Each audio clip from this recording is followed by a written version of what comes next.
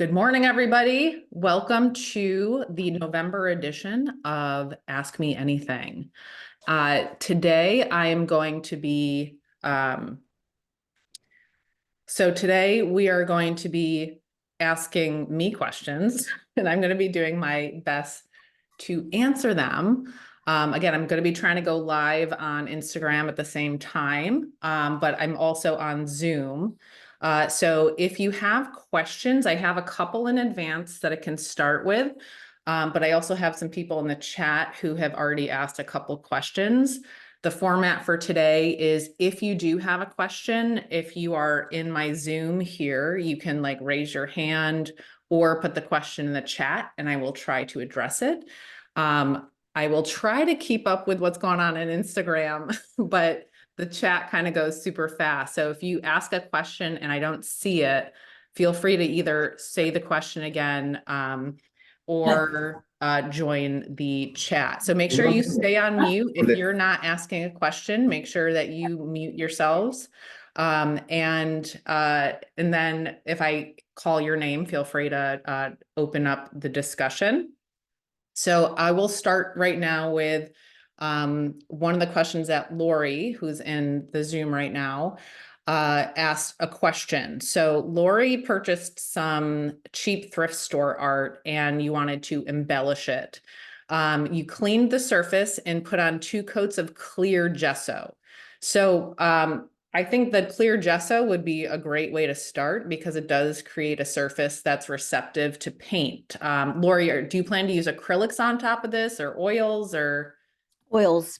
So you're going to use oils on top of this. Okay. Yeah. So yeah, the clear gesso at least is gonna, the questionable part of that would be the gesso adhering to the thrift store art, but it sounds like it's something that it's maybe a little bit more experimental or something that's just like a fun experiment to try. That would be the only kind of iffy part of it would be the gesso adhering to the thrift store art. But it is, if you have like if it bonds well to it and you find, I think the 2 layers should be fine. I don't think you need a third unless you're watering down the gesso in some way. The 2 coat, it seems like you have 2 coats of gesso down on it. And Liquitex brand gesso should be fine to paint on top of. So I don't think you really have any issues. You've created a relatively closed surface with those 2 layers. So I think you could definitely do that. Yay, thank you. Yeah, of course. And then your other question is, I have a second question. Would unpainted, unglazed ceramics be acceptable for cast paintings? Okay, so that's a good question. So for cast paintings, when we use casts to draw from, the reason we use plain white casts that are not shiny is because it does allow for us to explore and understand the way that light acts on form in a very simplified manner. It's also kind of the same reason we use a single light source for our training, which is just simplifying things and finding visual artifacts that we can learn from. So we typically use flat white casts. That means it's not shiny, that it's not, doesn't get those like specular highlights that shiny objects can get. That really brings out the value range a lot more than we want to try to start with. So as long as the thing that you're going to be working from is going to be flat white, meaning not shiny, that would be fine. So we did have a student who used a Captain America statue in which he kind of sanded it down a little bit and then applied like a chalk paint. So if you're familiar with, I think it's called milk paint. Milk paint is the stuff that people are using to like faux antique surfaces, or just any matte surface. So if you just look up like ultra matte paints, if you paint your ceramic or whatever it is, or if you're feeling the unpainted, unglazed creates a matte enough surface, that should be fine. Cool. Does that make sense? Yeah, thank you. Yeah, That we're opens just up a whole new world. Yeah, totally. I know. So like as somebody who, has worked in an atelier for so long and did my own training, I do feel like the kind of accepted or kind of standards that people are using to work from casts are understandable because this type of training wasn't always excessively available. But I do think it's kind of time to work from some like more updated, maybe not so Eurocentric concepts. So this is where I always joke where I kind of wish somebody would do some updated bargs and casts that are kind of from A, different cultures, or B, animals, anything that's basically a matte white object you can learn from, because it's really about exploring form and values and compression and things like that. So I'm all for just like finding something interesting, not too complicated, that you can either paint flat white or matte white, and use that to do your exercises from, because it's still the same learning experience. Okay. Lori, is that wraps up your questions? Yeah, thank you very much. Okay, great. Okay, so we have Myra asks, I've seen some of your videos and I'm curious about what you mean when you talk about seeing the relationships between colors instead of just replicating the color in paint. Also, what are your recommendations for developing the ability to see these relationships? Very excellent question. And I think it does relate to a lot of times people are enamored by when I do my color studies, because I paint in this very kind of tiled structural way. So when I talk about seeing the relationships between colors instead of their objective quality, you have to understand that when we are creating visual art, we are trying to create something on a canvas using paint or on a piece of paper using charcoal. Each of those mediums has a different language or set of capabilities, right? So what I can do in gray graphite on gray paper or even white paper is a lot more limited than what I can say with paint. So if you kind of zoom out and think of all the light in the existing known universe, there's ranges we can't see, and then there's the range we can see, which is very small, right? But if we zoom that up, this is all the visible light, right? This is the reality of what we experience in real life. However, when we compare this to what our paint is capable of and what our pencils are capable of, you can see how it is a diminished, not diminished, it's a truncated language, right? So everything that I'm possible with paint, which is like, let's say black paint, right? Black paint still has light coming down onto it, and then very little is reflected back to us. So we see a very, very small fraction of light, but it is still like receiving light and giving information back to us, right? But when we actually experience shadows in real life, they are devoid of light, right? So same thing with like a shiny light bulb. Like if a light bulb's shining in my eye, that's lit, or our screens. Our screens deliver light directly into our eye holes, right? But white paint is not literally delivering direct light source. It's reflecting a lot of the original light source, but it's actually fractional. Okay, so we're taking this language that we see, which is huge, well, huge for us. It's a wider language, and it's actually, we're trying to translate or compress that information into a smaller, limited language. Okay, so if I were to like directly sample this green in real life and then replicate that on my canvas, sure, that would be great for just that green.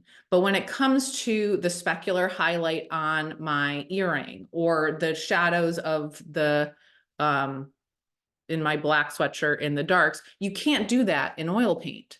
So instead of trying to think about painting as replicating or copying reality, what we're trying to do is translate that information into relationships. So if this is darker than that in my visual sense, that needs to be darker than that in my context. Okay, the lights, my lightest lights and my darkest darks I can't match those. So everything has to get squeezed together.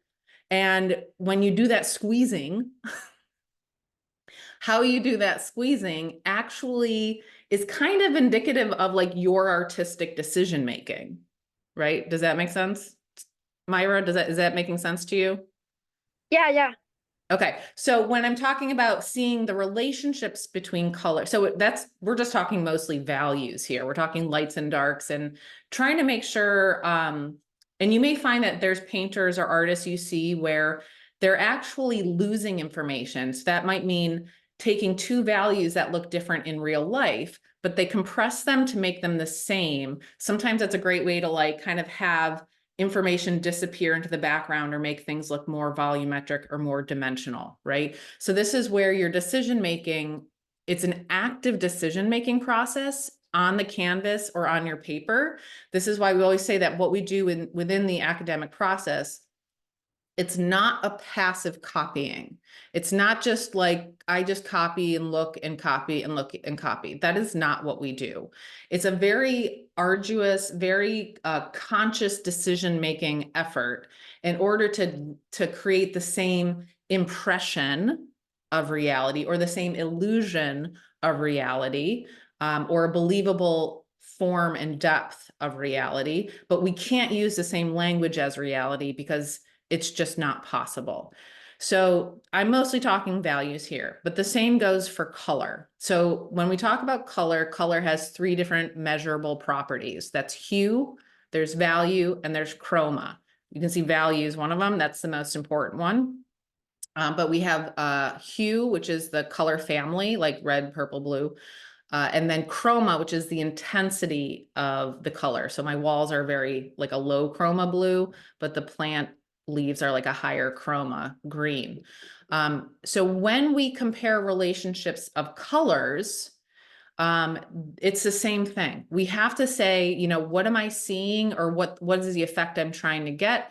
And how do I use these two colors in relationship to create a similar relationship? Okay. Overarchingly, does that make sense in terms of what I'm talking about in terms of seeing things in relationships? Yes, I get it. But I was also wondering, how do you deal with the problem of measuring the chroma level of a color and its value? Okay, so again, it's not measuring the objective value or objective chroma. What you're trying to do is create an effect of a relationship. So how do we do this? If I want something to appear light, I could either take the value and try to make it lighter, or I can change what surrounds it. The context of a value or color changes depending on what you surround it with. Okay, so this is our answer to like when we paint our white casts and we say the cast doesn't look bright enough. Well, your white paint can't get any brighter. So the only option to making your white cast feel brighter is to darken the surround. Okay, so context and relationship to the context can change how you feel about or how something appears. So you're not actually objectively changing the value to make it brighter. You're changing its relationship to the surrounding neighbors and context, which can create the illusion that you've brightened it. Does that make sense? Yeah, I get Okay, it. so Thank you. and that's why in terms of relationships, it's not actually about getting the objective value right. It's actually about getting the relationships of all things together. That's more important to get correct, because that's how you're going to create the illusion of a very high chroma. If you're trying to bump up the chroma and you can't dump any more, let's say cat orange into it, and you're like, I can't make it any brighter. So one option would be to make sure you surround it with either lower chroma colors or the complement, which goes into like the whole other, you know, area of like complements can make that color feel even more higher chroma than it is. So it's not actually changing the color you're trying to boost up. You're actually changing the context. So there's a very highly recommended book called Vision and Art by Margaret Livingston. It's one of my favorite books of all time when it comes to understanding how we perceive visual information. that is a really big game changer, is like, because it's when you start to get out of the mode of thinking, I'm just painting what I'm seeing, I'm trying to copy what I'm seeing, and you understand you're creating visual artifacts or visual illusions, you have so much more power because you can go outside of, there's only one way to make this brighter, which is to add white, right? That's a common beginner thing to do. The difference between a beginner and somebody more experienced is there's multiple ways to make something brighter. One thing is to add lighter value colors, and the other option is to change the surround. So your other part of your question, which was how do I practice, or how do I, practice seeing these relationships, is I highly recommend value studies and color studies. And that the nice thing about value and color studies is they're low pressure ways that you can explore working in relationships. Okay. I do have free videos on my YouTube, which I actually go through a whole color study. And I also have recorded classes that my recorded color boot camp, or come study with me in the spring. And we'll, it's a really fun color boot camp 3-day workshop at the Academy of Real Estate Boston. And we can do it in person. It's a lot easier when it's in person, but the recorded version, a lot of people have said it's been really valuable. So, but I do have free videos on my YouTube that I show the process of doing a color study. And it's really about kind of starting with your limitations and then creating these little puzzle pieces that have to work together to create the visual sense that you're trying to get across. If you're relatively new to oil paint, I recommend, or you just want to really focus on value, is just doing value studies, doing it of master copies, doing it of just pictures. Working from life is ideal, but that is also a little bit more challenging at the beginning because you're taking a very complex language and trying to simplify it. Working from the flat and working from master copies or printed versions can sometimes be a little bit easier to start with because it's more of the exercise of simplification and trying to make sure you're putting, clear paint next to clear paint. If you actually don't have resources for that, I have a lot of digital images that are formatted for 5x7 that I use for my color boot camp. I'm happy to share those with anybody who wants them. So either reach out to me or I'll put a link in the recording of this on YouTube. But I'm happy to share any resources I have. They're just pictures I've found online that are high res that I've just made into little 5x7s for my color boot camp. But doing color studies and value studies is a low pressure. I always say, like, somebody's already painted this. So like, it's not a masterpiece.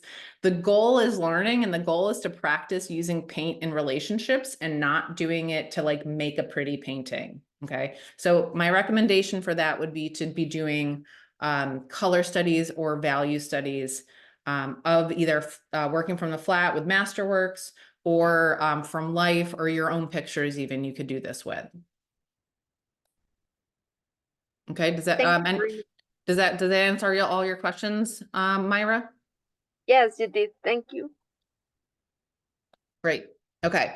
Yeah, in the book, in case Rebecca was asking, the name of the book was Art and Vision, or Vision and Art by The Biology of Seeing by Margaret Livingston. Fantastic, fantastic book. And it really is, it's one of the things that, I mean, I'm fascinated by like the visual experience anyways. Obviously I'm an artist. The visual experience is something it's more complex than they think it is, but it's actually really fascinating. And the illusions that are discussed in that book are actually things I use on a regular basis, especially when I'm creating trompe l'oeil or very realistic stuff. That's fabulous. Okay, let's move on to another question. Okay, Vanita here. Vanita has a question about the online program. Vanita, if you have a question about the online program, I'm happy to answer it if you feel like it would apply to other people having similar questions. Not sure, Julie, but I'll be quick and then you can tell me which way to go. Okay. I am going to sign up for the winter online. Just confused as to whether it's 1 day, 2 days, or can it be flexible like I've done so far? Just would like some guidance there. Good question. Okay, so yeah, our online program at ARA Boston is very similar to our in-person program, and that means you do whatever works for you. So our online program currently meets Mondays, Wednesdays, and Fridays. There's a morning session and an afternoon session for each day. So just like our in-person program, which is you come in, you pull out your current assignment and you set up at an easel and you'll continue to work on your assignment. And then maybe somebody next to you is working on a more advanced assignment or something like that. It's exactly the same. So you're going to find that there's, the same people in a Monday morning class, maybe a couple of those people also take the Friday afternoon class, and everybody's kind of working at their own pace. And what you get critiqued on that day is completely up to you in terms of whether it's your BARG assignment or your track 1 assignments and the figure assignment. So you do have to be kind of a little bit deeper into track 1 before you're able to do the figure assignments on the online program. But it is very much formatted like our in-person program. So you can kind of take 1 class a week, or you can take up to 6 classes a week. It's totally up to whatever works for you. Sounds good. Julian, would it be fine to vary it from week to week? If you're going to if it's going to be different week to week, if you know in advance what that's going to be, we can kind of work out what that will kind of work out to price wise. If you're signed up for 1 class a week and there's additional weeks that you want to do 2 or 3, that would be like an add-on. Okay. So why don't I email you a tentative schedule and then we can take it from there? Yeah, kind of like we did this term, right? With our Yep. in-person program. Exactly. Sounds Yep. good. Excellent. Thanks, Julie. Yep, exactly. Thanks. Okay. So again, if whoever's on my Instagram, I'm not really paying attention to the feed. So if you've asked questions, you may need to repeat them because I'm right now just addressing the Zoom questions. But yeah, you can also maybe I could have you email me questions too, but or just keep asking them and keep asking them until I get to them. Okay, so I'm just going to continue down in the chat in the Zoom. Okay, so Don asks, oh, actually, I know somebody else raised their hand earlier. Did I get to that question already? That might have been me. I raised my hand about the book. Oh, about the book. Okay, and we got that one. Okay, so Don asks, what service do you use to print photo references? I find Walgreens pretty bad. I agree. I've tried CVS. They're a little bit more commercial grade when it comes to printing reference photos. So usually when I print my reference photos for master copies or for my color boot camp, or even when I'm working from photo references myself, which I do, I work from photo reference a lot, especially if there's people involved and I don't feel like paying for a model. There's an online site called Printique, Printique. I will add that to the description of when I upload this to YouTube. But Printique.com is fabulous. What I like about them too is they have multiple options for the finish of the images. I do not like hyper glossy. I don't like super gloss for the photo reference because it's almost so reflective. I can sometimes hardly see what's going on. So I usually like their luster finish. Their luster finish is glossy enough that the color is still apparent, but it's not like super shiny. So I would recommend using the luster finish with Printique. I tend to like wait till I have a bunch of stuff to print because the shipping can be like 10 or 12 bucks each time I print something. But if I'm doing like a batch of like 100 color study images or master copies for students or even my own reference images, if that's like a one-off, I'm probably just gonna, suck it up and pay the shipping charges. But that's the site that I like the most for printing my reference images. Does that wrap up your question, Don? Did you have any other questions? That's it. Thank you.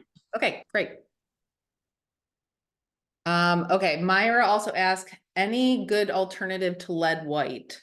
Can you elaborate what, is it that you don't have access to lead white? Myra? Yeah, sorry, what? Do you not have access to lead white, or why are you trying to avoid using lead white? Yeah, because I'm not good at managing oils. I always get like oil in my hands, and so so I would like to start with something less dangerous. Okay, so okay, so you could wear gloves, or titanium. So Yeah.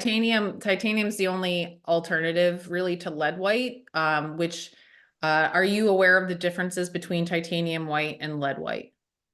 Yeah, but I was wondering if some of these alternatives, some brands offer like mixing whites, and so or maybe like have similar properties to lead, but I don't know.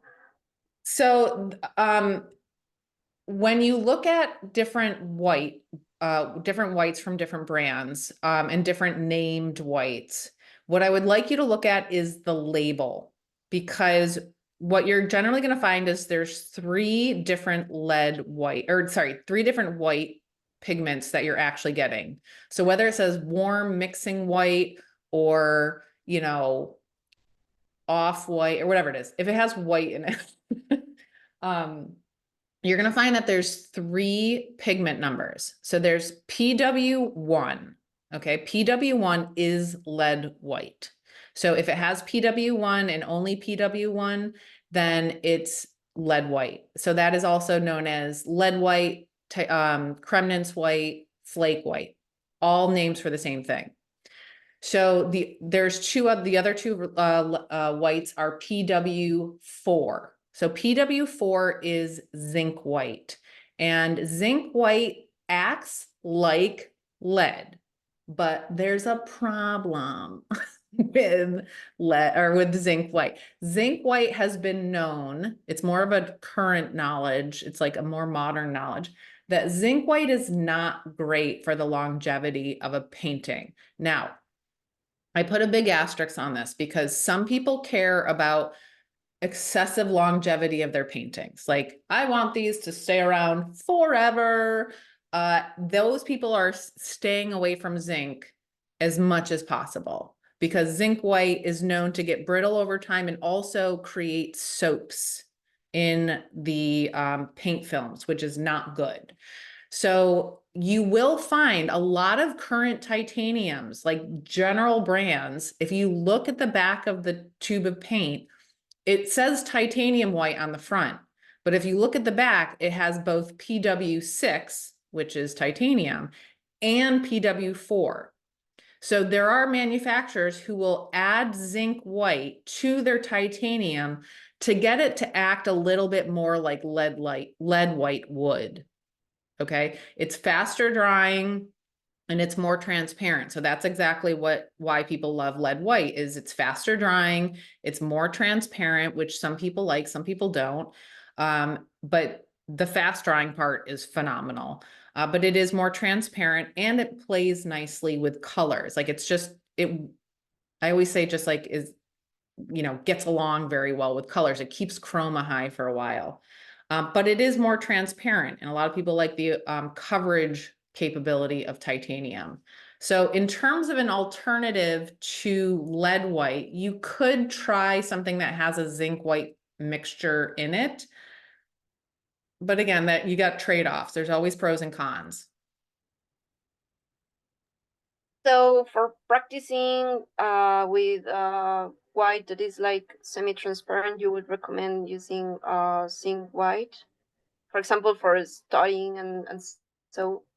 Yeah, so I would say, like, if you're trying to avoid lead, you may find that titanium whites that have, or just zinc white by itself, acts more like lead, but again, big asterisks, the paint film itself might be problematic down the line.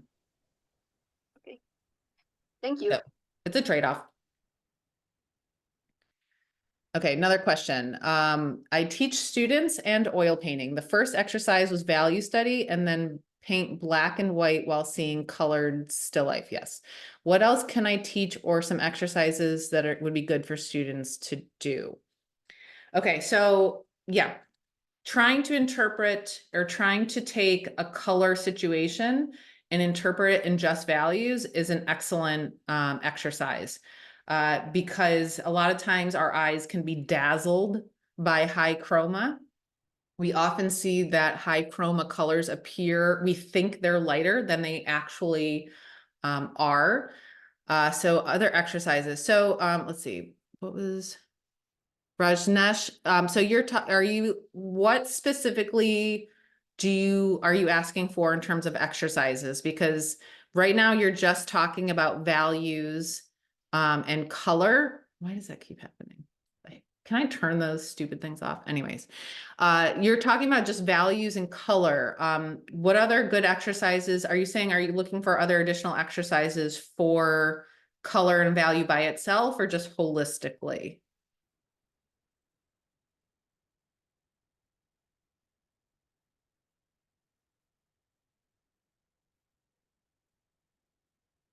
Rajneesh, are you there? Maybe they can't get on audio.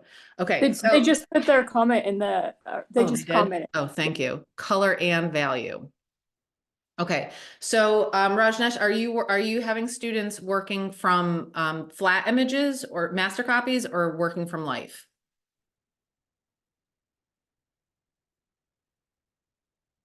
Both. Okay. Those would be the exercises that I would have them do. In terms of like just additional, honestly, color studies and value studies. I usually step people into doing color and value studies from the flat because it really allows for me to kind of focus my efforts. Trying to translate wider information into limited language, I would usually do that after. So starting from master copies or images from the flat with value alone and then shifting to color. And then I would do the same thing working from life, is having them do value studies and then color studies. I honestly believe that color studies are one of the best ways for anybody to get better at oil painting, because not only do you have to manage interpreting color into value and understanding the role that value plays in creating dimension and form and things like that. Those are, they're just ways to like manage how much paint am I putting on my brush, or how do I put it down? How am I holding the brush when I put it down? You actually exercise all the mechanics of painting in the action of a color study. And a lot of what the mindset of what happens in a color study actually happens in the actual painting process itself. So you're kind of isolating specific skills, getting really good at them, and then inserting them into a larger process. So I find that those color and value studies, just doing more of those, like those are just like the best exercises. And I think just being out in the world and like, being active participants in the visual world experience, like, having students, take extreme versions of that. So like florals can be an extreme version. Like doing flowers from life is very challenging because you have translucency, high chroma, and things like that. So I would just say doing more color and value studies are definitely the way to go. I don't necessarily have a specific additional exercise. Actually, I take that back. These exercises are a little bit stepped before full color and value studies. But if you find you have students who are struggling with, or if you yourself are struggling with doing the color value studies, a lot of times what I'll do before we head into doing those in my color boot camp is we just do matching exercises. So that means I'm getting free Home Depot paint swatches. I just stock up on them for every so often. And I just have paint swatches.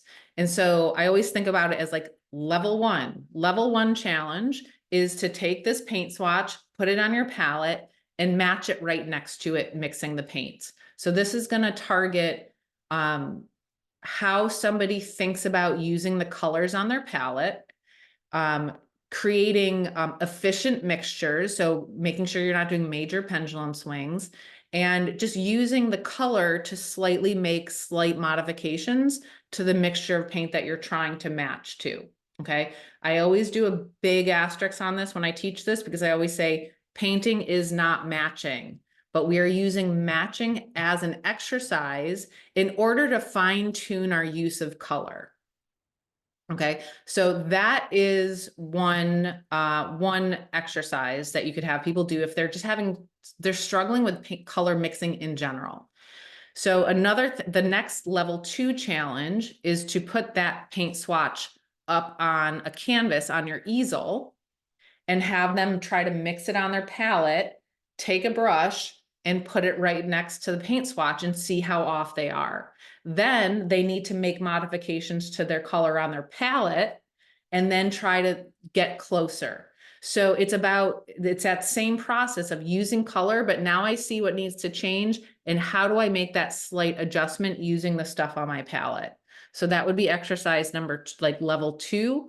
And then level 3 is more of like matching relationship. So I'd have 2 paint swatches next to each other, and those 2 paint swatches are up on the canvas, and their job is to create the similar relationship right next door to it. They're not allowed to touch the swatches, but they have to create a similar relationship on the canvas. So that would be like a level 3 challenge for color matching relationships.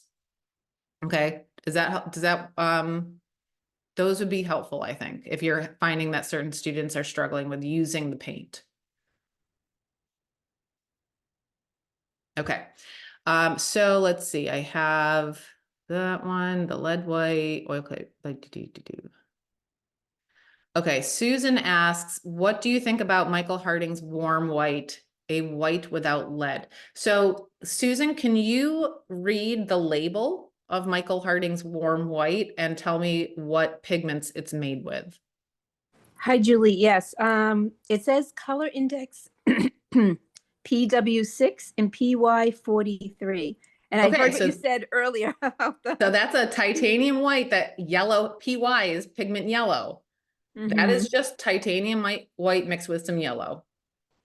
Okay, so it's titanium white mixed with yellow. Okay. So you Yeah. probably didn't need that tube. Okay.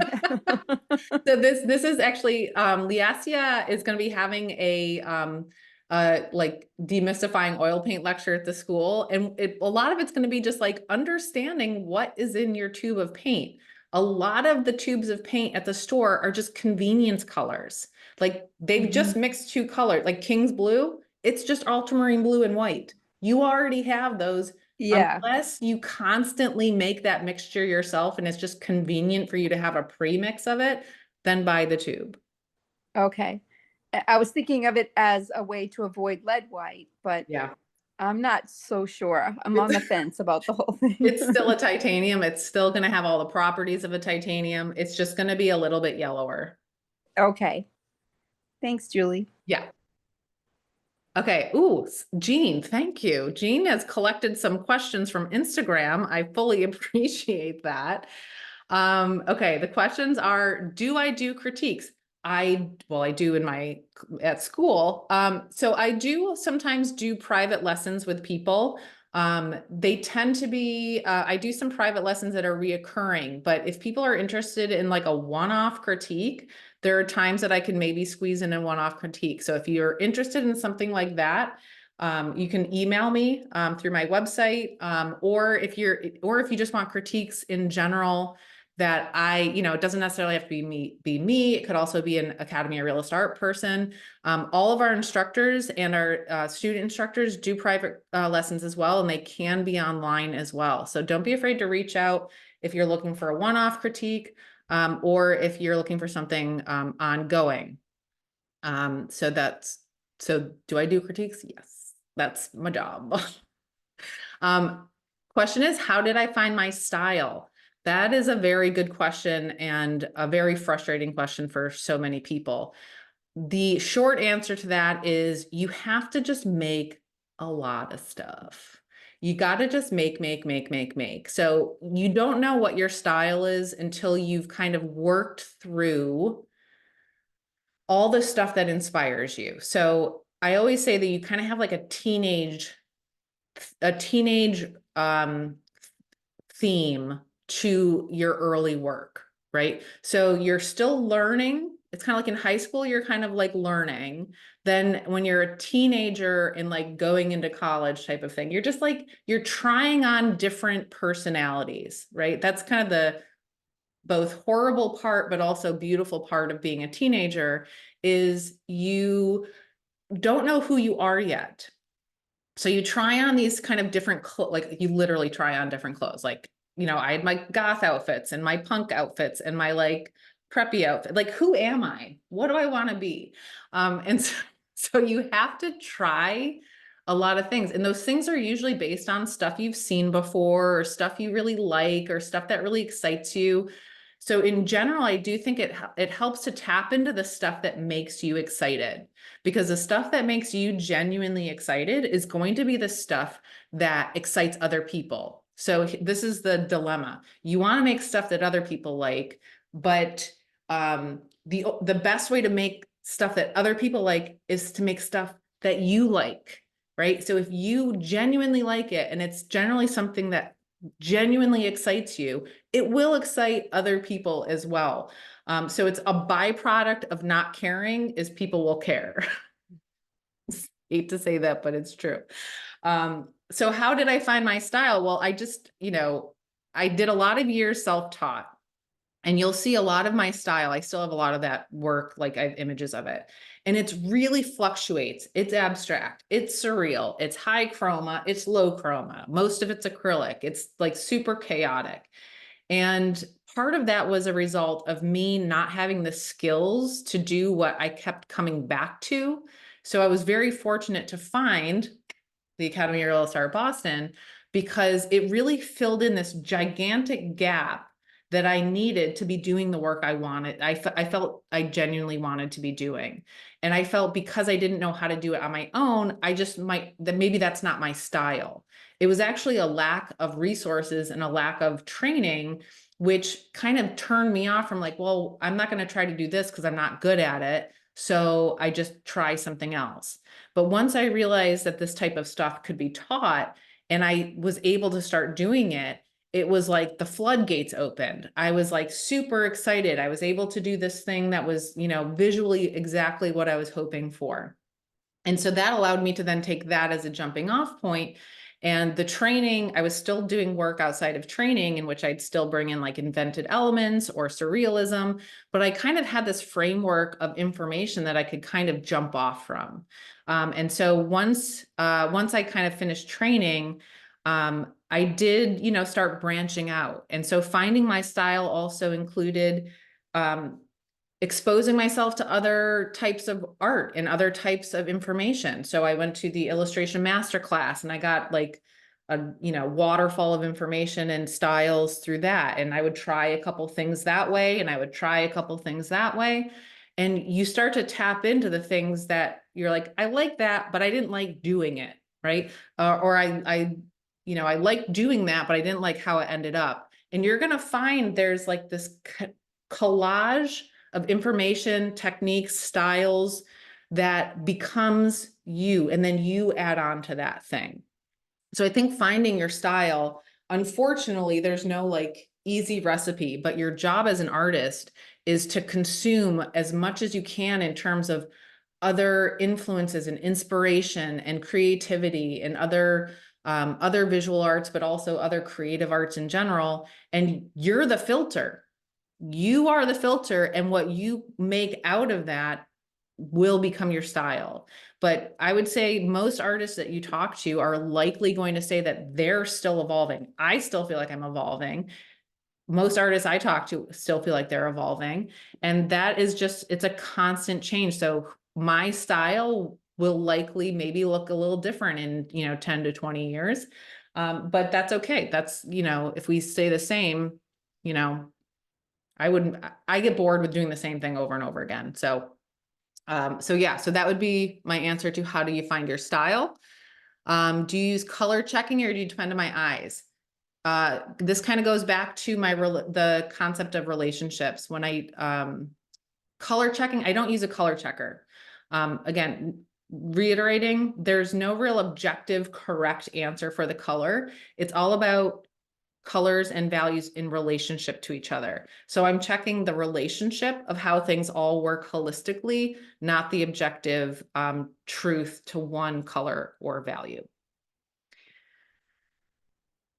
How many layers do I use to finish the painting? Oh, well, it depends. It depends on what I'm painting.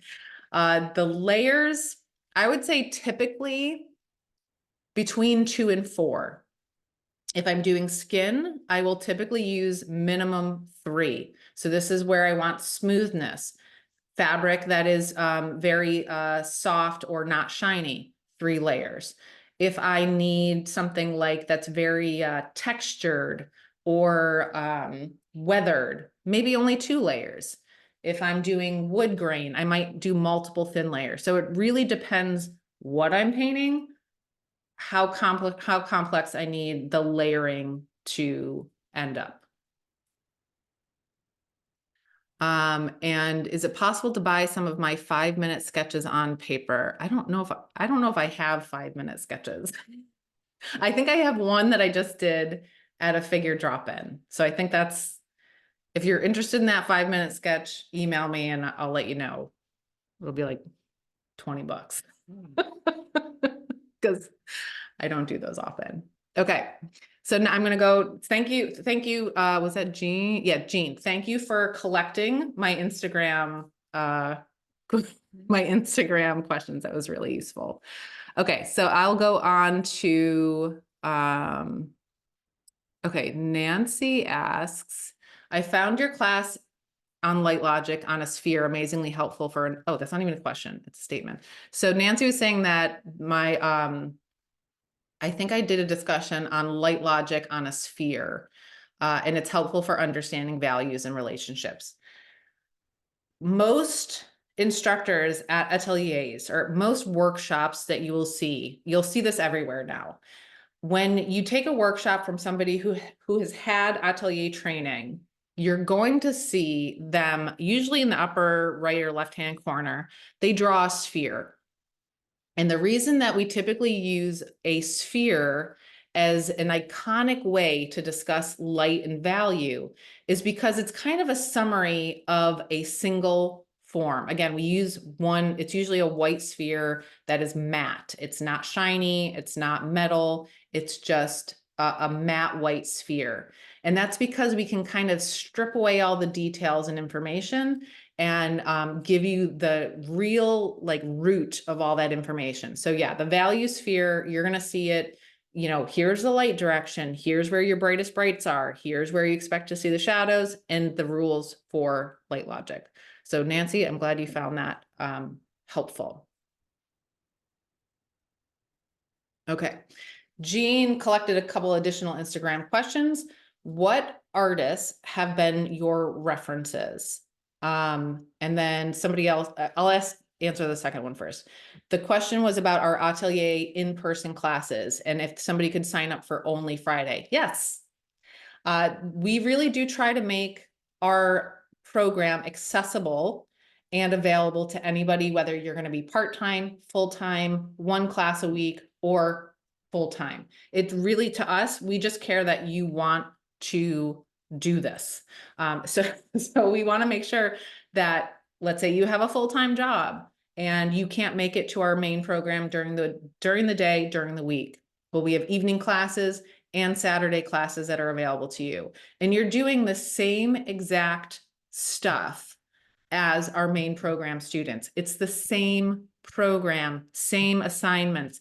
You just might move a little bit slower because maybe you're only getting critiques once or twice a week versus somebody else who might be getting 10 a week. So it's more of like a pacing thing than it is like you have to be signed up for a certain number of classes. So anybody and everybody are welcome to join us and really, work through our main program.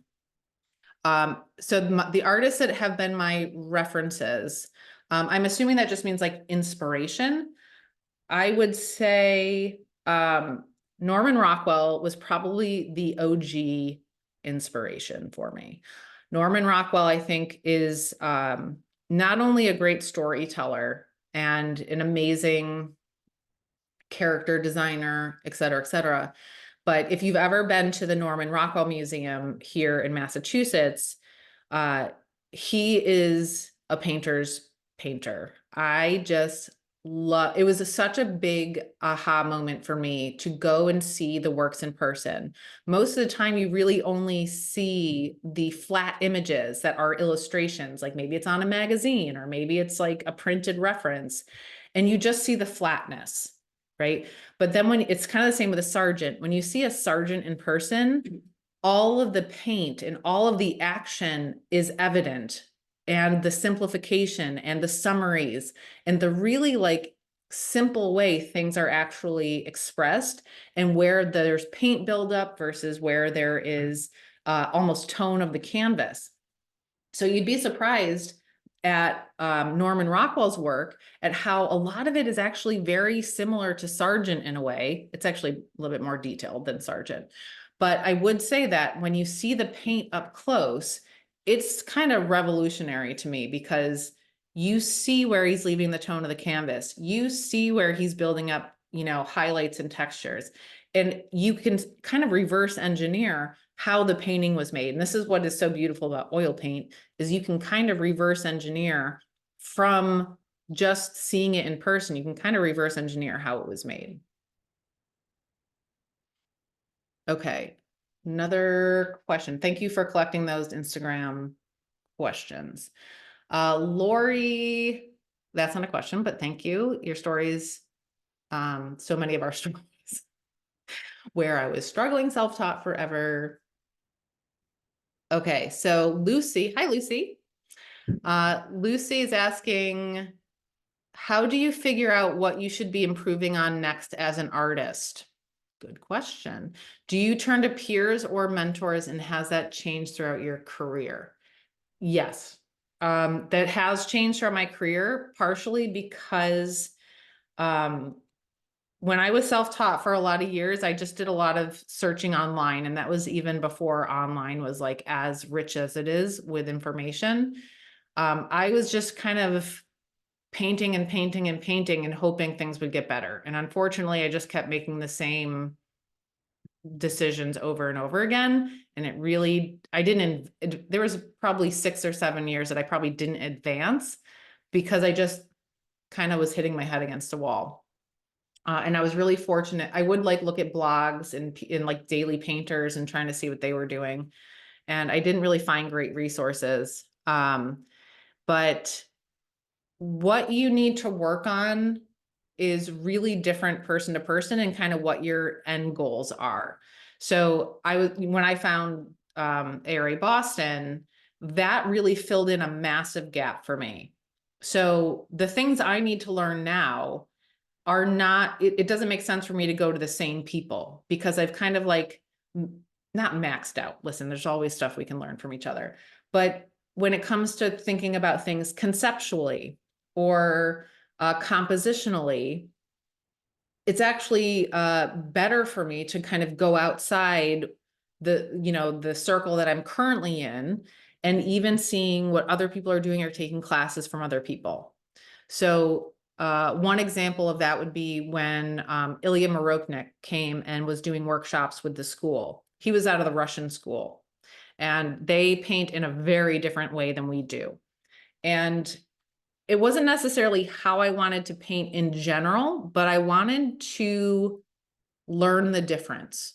I wanted to see if there was something I could take away from that, and then kind of re-inject into my own process. So I took a couple workshops with him, and I have to say it was probably some of the best experiences in terms of learning the paint in a different way. So, going to workshops is super valuable. I think that workshops are really valuable, especially if you already have a process that you feel it works. But I think, and then you're just trying to add to it or modify it or build on it.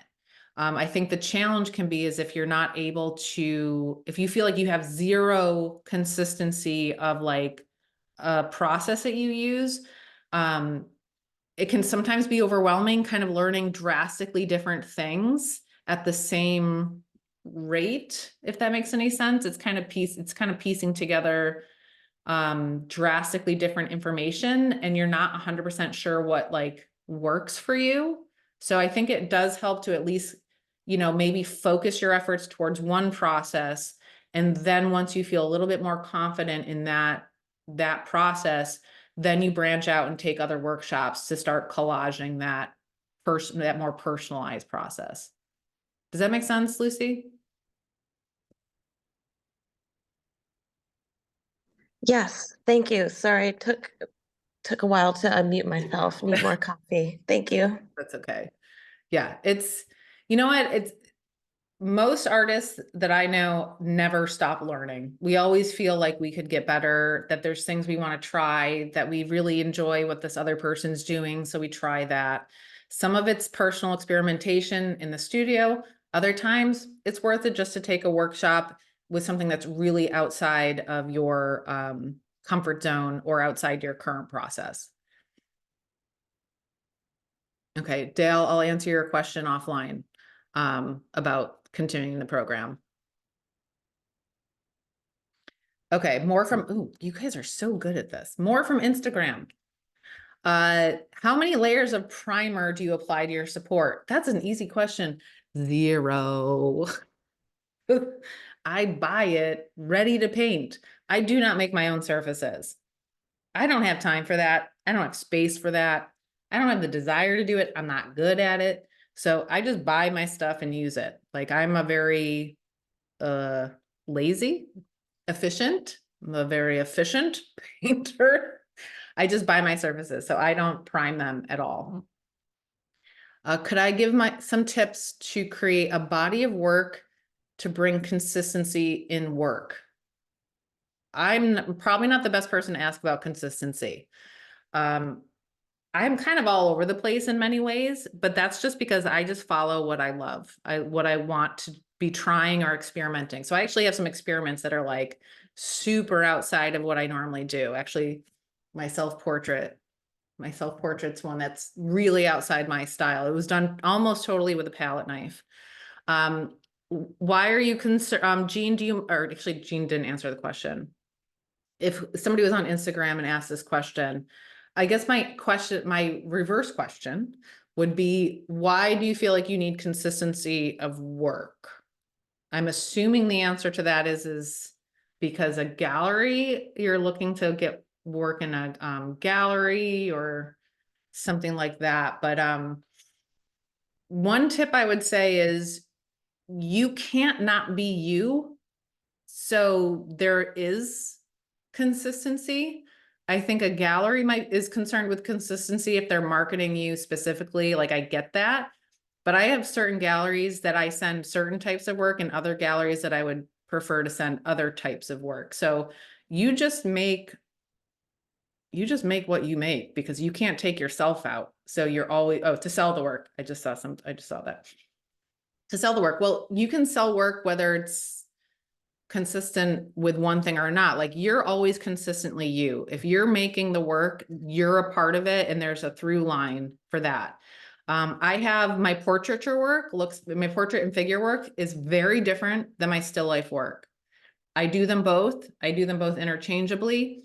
I do my still life work a little bit more, but a lot, I do still have a lot of my portrait and figure work, because a lot of my current galleries they tend to, market me as a still life painter. That's fine, but I'm still going to make those figurative pieces, because I think that when I make them, they need to be made for whatever reason. I want to make them. So I'm going to make them, and eventually they'll go someplace, hopefully. But I'm not going to stop. I'm not going to let that stop me from making it. I don't make a living selling my paintings. My sales help accentuate my income, but I do teach. Like that's the way that I pay my bills. I teach, and I'm the assistant director. So I have a freedom to make whatever I feel needs to be made, and then I'll find a market for it. I'm not going to worry about that. I care about making work that I care about. But if you're looking for consistency because you're trying to make a living off of just selling, which is very hard, But if you're trying to do that, you have to care more about what is selling. And so consistency to that is like, you just have to make a lot of volume. You'll get consistency through volume. Okay. Myra asked, what other books do you consider essential for an aspiring painter to have? Oh, I should have Garrett on here for this. Okay, they're not, I mean, Myra, do you mean like painting technical books or like creativity inspiring books?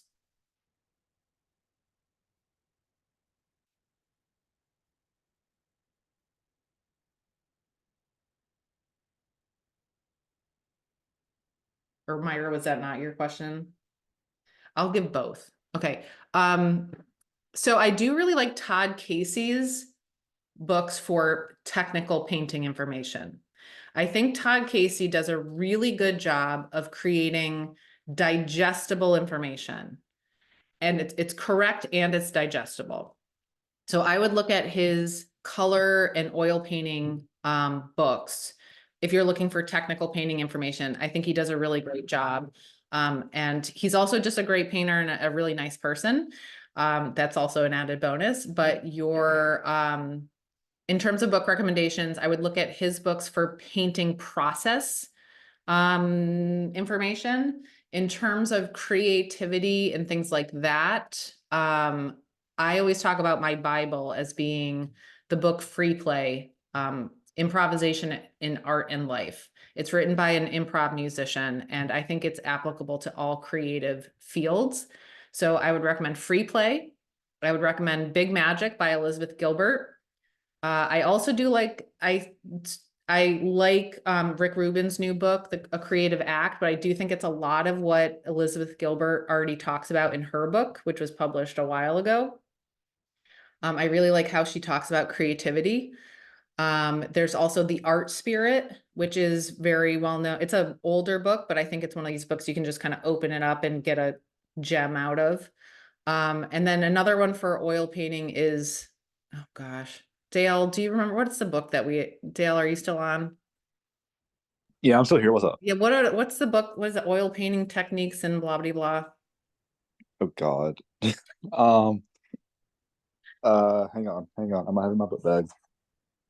Near your library. Well, I have Solomon's Practice Oil Painting and Drawing. Yeah, I think it's that one, right? It's got Yeah. it's like orange and it's got the guy on the front. Oh no, you're Harold- thinking of Oil Harold Painting Speed. Materials and Techniques by That's Harold Speed. Harold Speed, yes. Oh, there you go. Thank you. The Harold Speed book. That would be good too. Okay, so those would be, and I also have my recommended reading on my blog on my website if you're interested in additional ones. Tori, you just raised your hand. Do you have a question? Yeah, I was so I kind of had a question and you kind of talked about it a little bit, but I am also work full time outside of art. And I am like looking towards either doing online through you guys or in person at some point in the next, 4 years. Like I have to plan it, right? My biggest thing is, what is your biggest advice for artists who are working full time, like in order to not only advance their technical skills, and maybe not even necessarily through the atelier, but just like their technical skills with the limited time they have, and also kind of, yeah, any advice for people who work full time but are also artists? Yeah. Would be great. It's a hard juggling act to manage working full time and either learning and making at the same time. So I was fortunate that I had a freelance gig, so I was a little bit more flexible with time in general, but that did not always help because I do think consistency and scheduling can be really helpful.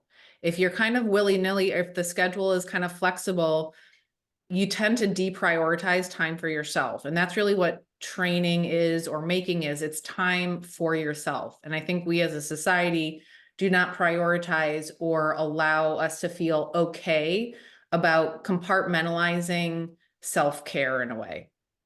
So if you're working, let's say you're working a full-time job and it is 9 to 5, you're at least structured with the time that you do have off.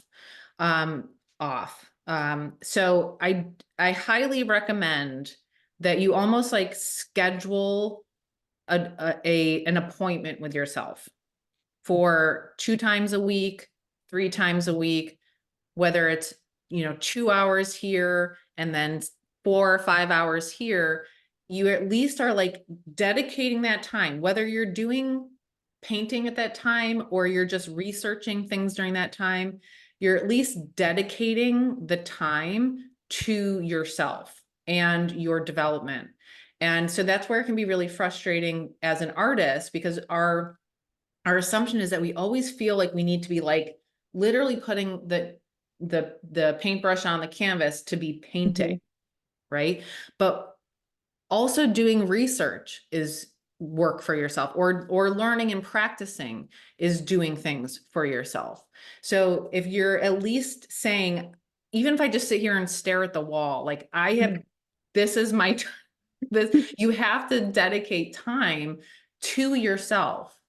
And whether that, so with training, I was, I started out only taking an evening class a week, and so those 3 hours at least got me out of the house and at the school and standing in front of my drawing. Right. It's a little bit harder now with our devices. It's easier to get distracted, but it was like those 3 hours, I have a pencil and I've got other people around me.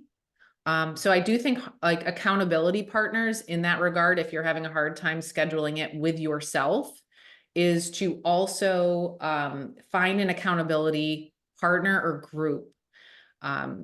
When I first started painting, I went to a meetup group for like art motivation, and I met a wonderful human being named Harmony, and we became each other's like guilt partner. So I was like, I painted last night. Did you? It was kind of this thing where we kept each other accountable to that. And I do think being a part of a community of others who are trying to make and do and create is a great way to kind of keep you in that mode. I didn't have that for a really long time, and it is really hard to do only on your own. Amazing. Perfect. Okay. Thank you So much. I do think just being deliberate about time for yourself, no matter what you're doing during that time. And that's the same thing with training. Is it is possible to do it out with having a full-time job, but you do have to like be there, be present, and then taking that information and trying to insert it into your own process. Perfect. Thank you. Okay. Thank you. Have a good one. Kai asked, what were the main differences that I found between how I learned and how Russians are taught to paint? Now I can only go on what Ilya kind of taught us. My understanding is the difference is that the Russian schools lean a little bit more heavily conceptual, meaning like understanding anatomy, understanding perspective. So you can almost draw completely out of your head because you're drawing more of a concept of a thing. And there's like rules in which everything's structured around. Whereas I think the traditional French academies maybe leaned a little bit more perceptual, which means just by going and on what you see. So ARA Boston tends to try to marry both of them. We try to do what we see with what we know. We try to make sure that they work together. Whereas I feel like the Russian school, the way they relate to paint is a little bit more chaotic, layering, not chaotic. It's actually very, thoughtful. But it's less precious from the start. It's a little bit more finding things through the application of paint, and they lean a little bit more conceptual. Whereas the French academies are very rigid, very structured, and tend to lean a little bit more perceptual. We try to do both at our school, but I tend to my tendencies tend to favor the French academies, but I'm trying to build my muscles with the other stuff as well. What exercises do you find helpful to improve at composition? Oh, that's a good question. I think analyzing other people's compositions. is helpful, because composition is very subjective. It's kind of like, well, what do you like, right? So in order to get better at composition, or to make compositions that you like more, which is really kind of what we're trying to tap into here, is to explore and kind of deconstruct the stuff you already like a lot. So step one, I always say, for going back to like, how do you find your creative voice, or like what your style is?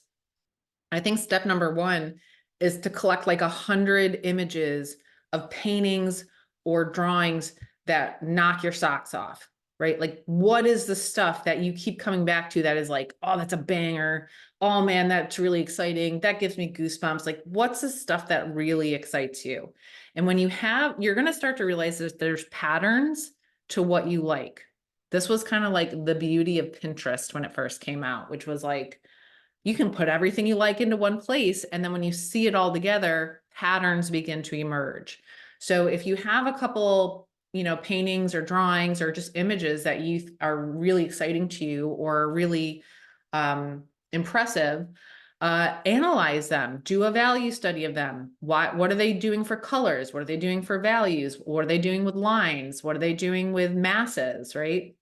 So I do think examining other stuff that excites you can be a great way to discover the elements that you keep coming back to. And that's really like when you go to start your next piece, you're going to start taking flavors from that and then creating different pieces. Does that make sense, Myra? Yes, it does. Thank you. Great. And then Lucy said, if anybody wants a guilt accountability partner, she is open. Okay, did somebody have their hand raised? I saw Jean has some more from Instagram, but I thought maybe somebody had their hand raised. Okay, I'll do a couple more from Insta. How to be more creative. Oh, that's a big one. Lots of times I'm designing an artwork or product. I hope I can have more ideas. Sometimes I can be inspired by other people's design, but they are not super hard. What about me? Oh, that's a different question. How to be more creative. I read a lot of creative self-help books because I think I'm always looking for new ways to see the world. So I think there's a book called Imagine, which is a little bit more overarchingly about creativity. That was really interesting. My version of what it means to be creative is creating new connections between previously unrelated dots. So that requires me to have the dots this is weird, to have the dots inside me. So that's kind of what I talk about, is our job as artists is to kind of consume and be present and experience life and experience things and experience people. So we are collectors of experience. That's what we do as humans, as beings in this world, is we collect experiences. And those experiences are points of reference or points of information. And art and creativity to me is a way of presenting a new idea out of things that maybe weren't connected before. And so my answer to how to be more creative is look for different ways to see the world. So I don't joke about it. I have a composition class I did one time, and I talk about like still life painting.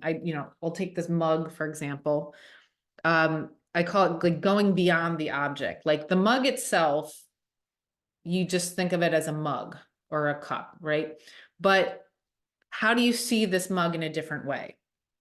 You can see it as a cylinder with two ellipses. You can see it as something that we have created for our, evolutionary hand to grasp with our opposable thumbs. And it's used in order to deliver liquids to me, right? But you think about the thing in different layers. So there's the layers of its purpose, the layers of its shapes, the layers of its intention, the layers of how we relate to it. So you start to see that a simple object is more than just an object, right? Our day-to-day life is, yes, I need to make some coffee, so I'm going to put it in this mug. But an artist, a creative person, looks at it and sees something else. And that is what our job is. That is what we do as visual artists, is to present the world back to the world of how we see it. You know, we take all these layers and then we try to filter out the things that we get excited or like, why is this beautiful? You know, right now it's not so beautiful, but I could make it beautiful. I could show the world what I think is beautiful about it or horrible about it, right? It could be positive or negative, but you get what I'm saying. So I do think that that would be my definition of creativity, is like, be open to changing your mind about things, be open to seeing things in a different way, being open to, I kind of call it like the woo-woo stuff, like, because it is, it's all, you know, they're all just, we're all related. We're all everything's connected in so many ways. And so that would be kind of my woo-woo explanation of how to be more creative. Medium. Oh, okay. What about medium? I'm assuming you are asking what mediums do I use? I don't really, okay. And then somebody else just asked, for somebody new to oils, what would you recommend for a very simple learning kit? 1 to do basic mediums and maybe half a dozen colors. Good question. Those are both related. So if you're just starting out with oils, or you want to simplify your process, oil painting can be very overwhelming if you've never done it before. I tried it when I was in my 20s and I gave up immediately because I had no idea what I was doing and the paint was like slipping everywhere. And so I went to acrylics.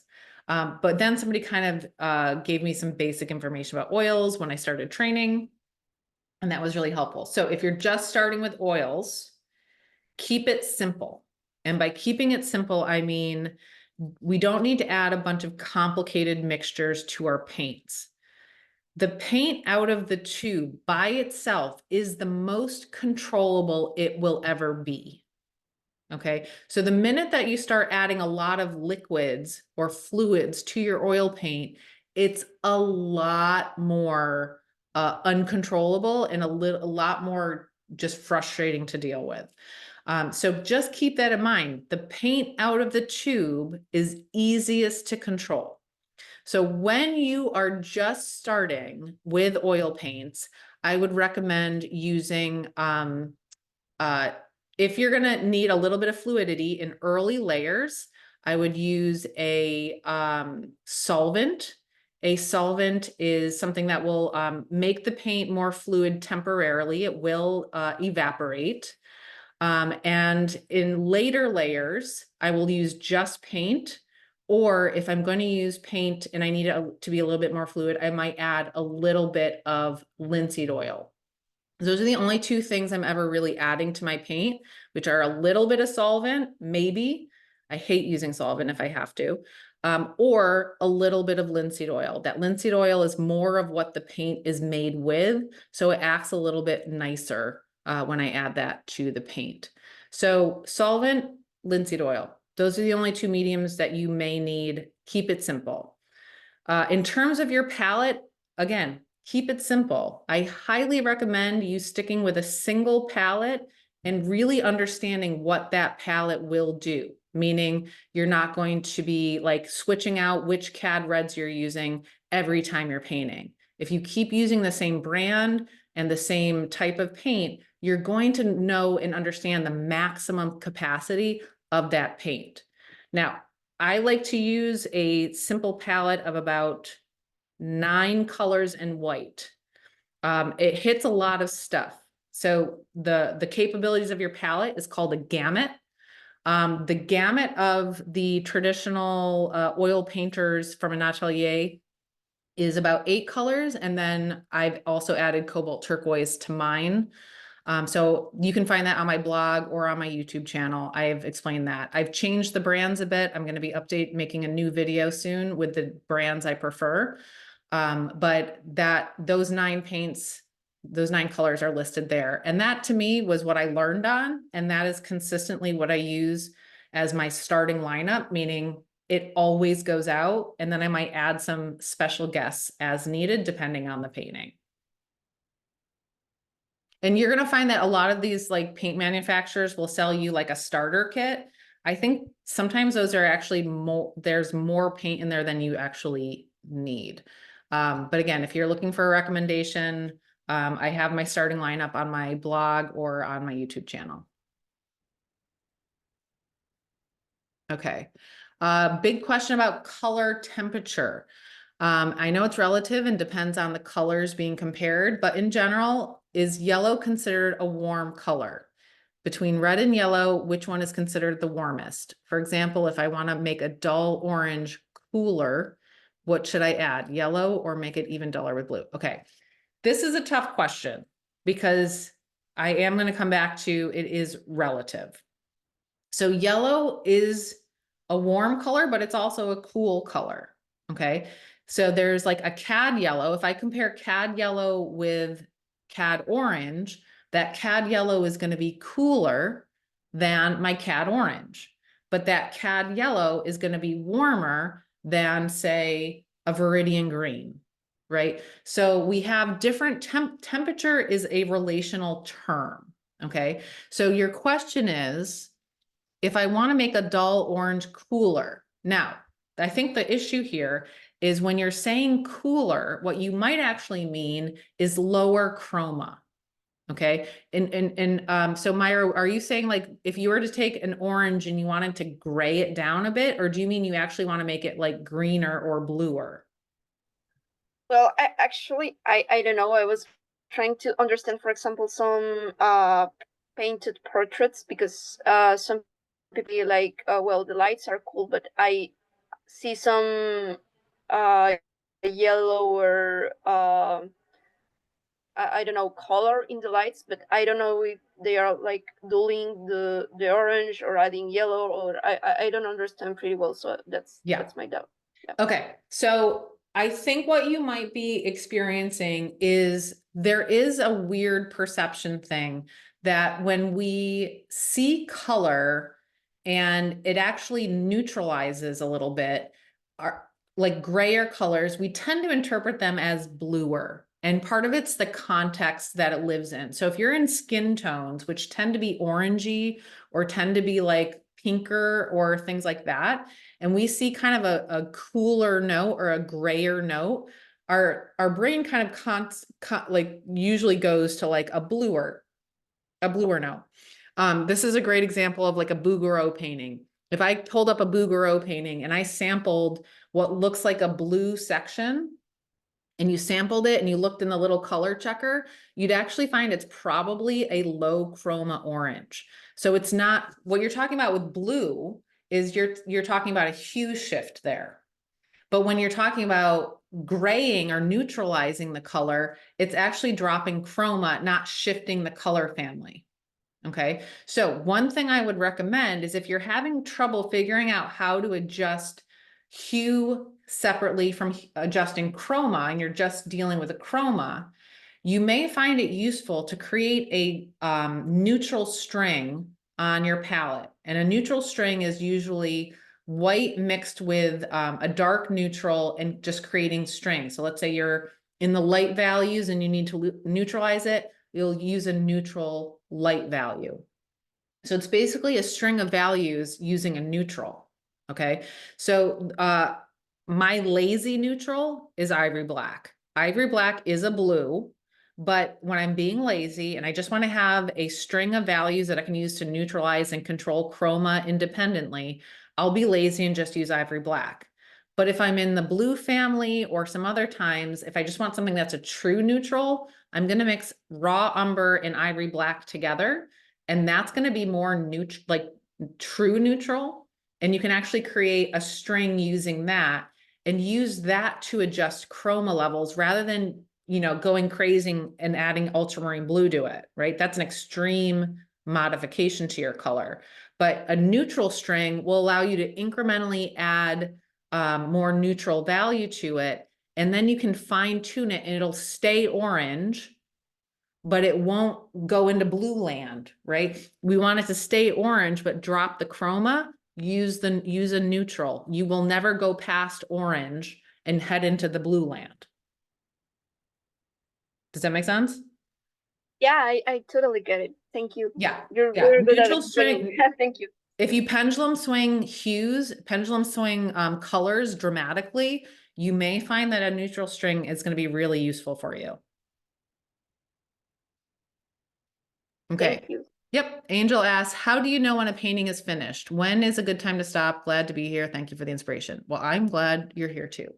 How do I know a painting is finished? It depends on the painting. So if it's a still life and I'm able to work solely from life, then I have a very clear like moment in which I feel like there it is. I don't need anything else. It works, right? Because I have like very clear reference. But when I'm working from photographs or I'm working from imagination or I'm working from invented information, that I don't get that same payoff. So the question of how do you know when a painting is finished is really challenging, and it's a lot different. I kind of have to stop before I start beating a dead horse. There's a point in which I'm not sure if it's done, but I feel like I don't know what else to do. And it's not a really easy sign that I should stop. So that's my answer. How do I know when a painting is finished? If I'm working from life, it's very clear. My eyes are telling me it looks like it's convincing. It has everything it needs. I don't need any more. But when I'm working from imaginative stuff, it's a lot more ambiguous than that. Okay, thank you, Jean, again for collecting these Instagram questions. What, in your experience, is the most efficient way to paint a still life? Some old classical methods seem to have a lot of steps and work. This is true. The most efficient way to paint a still life for me, well, it depends on what you want to get out of it. If you want it to be very believable and you're trying to create almost illusionary space, doing those steps and you got to put the work in. There's no fast track to really high definition realism or illusions or space. If you're going for more of a painterly alla prima, you could do that in one go, but you're not going to get the same layering paint experience. You're not going to be able to get the same illusions. You're not going to be able to get the same resolution of information than if you were to layer. You have a lot more control in thin layers than you do big gloppy layers. So if you want speed, I hate to tell you this, the fastest way to get really high, like really good resolution or to have absolute control is the layering process. So I actually think the most efficient way of doing it is actually slowing down and being deliberate and creating those layers. I also enjoy the different effects you can get with using transparent layers of oil paint. You can get some really beautiful complex colors by layering paint rather than glopping it all on together. So unfortunately, well, it's not unfortunate. It's, I wish we could get more control and better resolution or better information faster. If anybody else knows a better way, let me know. But to me, it's also not necessarily about speed. It's also about like my experience when I'm painting it. Painting is hard no matter what. So you kind of need to have a process that you're willing to go through. And the process itself needs to be gratifying.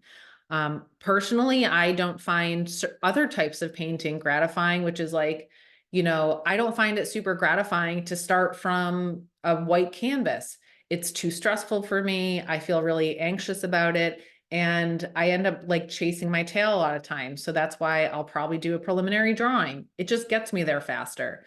So I always say prep work is not only self-care, but it's also makes the actual painting go a heck of a lot faster. Another question from Instagram was, which linseed oil do I prefer, raw or cooked? I think I guess like cooked is like boiled. Okay, linseed oil by itself, there's like refined linseed, there's cold pressed, I don't like the boiled, okay, that's not true. Linseed oil by itself, I don't really know that big of a difference between like cold pressed and refined. I'm sure it has to do something with like acid levels. You can ask Eric Johnson. He definitely would know that. more than I would. I just buy the cheap linseed oil from the art store. So bad. And then in terms of the like sun thickened linseed oil, I don't really use that because I don't like the consistency. The other things I will use in like special occasion situations is stand oil. So stand oil is a vacuum bodied boiled linseed oil, which means it's a bunch of chemistry stuff. But what I like about stand oil, it's going to make your paints dry slower, which I don't want. But for final layers, I'd rather have the properties of a stand oil for specific things like specular highlights, those little bings, those little highlights. I like a little bit of stand oil in my lead white because it's self-leveling, meaning it won't give me those little like sharp peaks. It's going to round out that little globule of paint. So I like to use stand oil for that in my final layer. So I will use a stand oil basically. And stand oil is less likely to sink in, but it does, oh, somebody's trying to call me. Some political person's trying to call me. So I'd like to use the stand oil for moments in which I just need it to be leveled or I don't want sinking in, or if I'm doing a very fragile layer at the end, so glazing or smoke effects. I'll often use a stand oil, linseed oil mixture because the stand oil less likely to sink in and it will cover the paint particles better and it'll create a more sturdy paint layer for that final layer. So that's my answer to that one. Okay, Sean asks, probably a silly question. There are no silly questions. Where do you find your objects that I use in still life paintings? Do I have a large collection of trinkets and wooden crates? What am I looking for in those objects? I do have a large collection of trinkets and wooden crates, and they are outside my studio. And students at the school often use them as well. So in some of our academic pieces, you'll recognize some of my own personal wooden crates. I'm a sucker for a good weathered painted crate. And so where do I find most of these objects? I look everywhere. Like literally, I find stuff on the side of the road. Sometimes I find stuff at flea markets. I love Brimfield Antique Market. That is a great place to go. I'm always looking for antique stores. What I like about that stuff is a lot of the stuff that was made 50 years ago is recognizable to people. So back in the 50s, you think about like the container your grandmother made lemonade in, like every house had that. Usually in American suburbs would probably be more iconic. But I find that a lot of the stuff that was made a long time ago, it's recognizable to people in many ways because either family members had it or they've seen it. So I do find that there's like a familiarity to the objects, or people already have existing relationships to them, that I find it's kind of fun because it might mean something to me for whatever reason, but it also can bring in other people's memories. And I also feel like I really like when things show their age. So when things are older or have been around the block or just, have wear and tear on them, they kind of hold the stories or the evidence of existence and use. And so in a way, this is kind of my way. All these objects tend to be human-made, man-made. So what's interesting about that is in a way, I'm talking about the human experience without necessarily including a human being in the frame, but it is inherently related to us in some ways. And so that doesn't mean I don't find stuff in Target or just like in the dollar store. I'm open to anything and everything in terms of using it for still lives. Again, going beyond the object that we just talked about with the mug, I'm looking for stuff that either is visually interesting, just kind of weird. I love weird. I think there's a beauty in like the absurdity of our existence and what we make and what we do with it. So weird stuff, I love weird stuff. A lot of weird stuff actually is very expensive when you look on eBay or antique markets, but I love weird stuff. I love color. I'm always looking for interesting colors or textures or materials. You know, it can be bad though, because you do run out of space relatively quickly. Like, where am I going to put all this stuff? But I will find a place. So yeah, I always I mostly look at antique shops on eBay. eBay is a little bit better if you already have an idea what you're looking for, but I'll just like randomly walk into antique shops and just see what, you know, catches my attention. It's different if I go in with a very clear idea of like looking for nautical things, or if I'm, you know, thinking about red things. So it all depends on what I'm currently setting up at the time. Other times, if I don't have a setup going, I'm just going to see what piques my interest. So that's kind of, and I'll buy new stuff too. But yeah, or if people give me stuff, or I've literally found stuff on the sidewalk. So anywhere and anything and anywhere. Another question from Instagram. I purchased the Trykel wipeout tool based on my recommendation. It never pulls the paint out completely like I see you do it.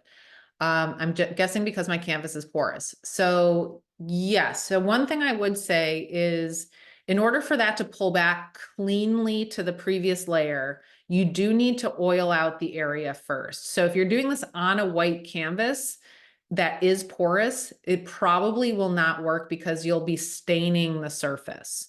So if you're trying to get back to the white of the canvas, that likely won't pull back completely. If you have a layer of paint down, kind of like when I do my text and things like that, what you'll see, and it's funny, but I do have a pinned post on my Instagram that says, you know, lubrication is a girl's best friend. And that's because I'm doing text on a surface. And so I have the surface painted and I have the reference lines already dry. Or I can see it through the previous layer of paint. So you can kind of see this little ghosting of where I'm going to be putting the text. But what I do is I take a little bit of oil on a makeup sponge and I simply oil in the surface. Now I'm not putting a lot of oil down. I'm just doing it to kind of resaturate the color and pull off any excess. And so when I do that, it creates a surface so that when I do put some paint down and I need to modify and push it or remove it, it will come cleanly off. But if I do it on a totally dry surface, you're going to find that that paint just kind of sticks and grabs. Okay. So if you're going to do that and you're going to try to remove directly to the layer beneath it, I recommend oiling it in before you put the paint down, but make sure you take off any excess before you put the new paint down. Okay. Okay. So I think I hit every question in the chat. Oh, Jen asked, is it important and necessary to oil out always? No, you do not have to. Here's the only time that you need to oil out: when you're working on a painting. And keep in mind, I'm only oiling out the areas in which I'm currently going to be working. The only time that I am oiling out is when I need to match to something or I need to see previous advanced decision-making nearby. Okay. So does that make sense, Jen, that I'm not doing the whole thing. If I'm going to work in this section, and let's say I had worked another section nearby and I have more advanced decisions made here, I'm going to oil out a little bit of that so I can make sure I'm connecting to that information correctly. Does that make sense, Jen? I'll assume that you can't unmute yourself. So yeah, so you're just, the only time I'm oiling out is A, if I need the paint to be able to remove completely, B, if I need to match to specific stuff that's going on, or if I need to build off more advanced decisions. Other than that, if I'm just working from my first layer into my second layer and I already know everything's going to change, I don't necessarily need to oil out. Okay, good, great. Rajnes asked, what should be an average time a student from stage 1, swatch and color mixing, to painting a decent still life should take? That's a hard question. It depends on the student. I mean, honestly. So going from, if, you know, number one, painting a decent still life also means they know how to draw.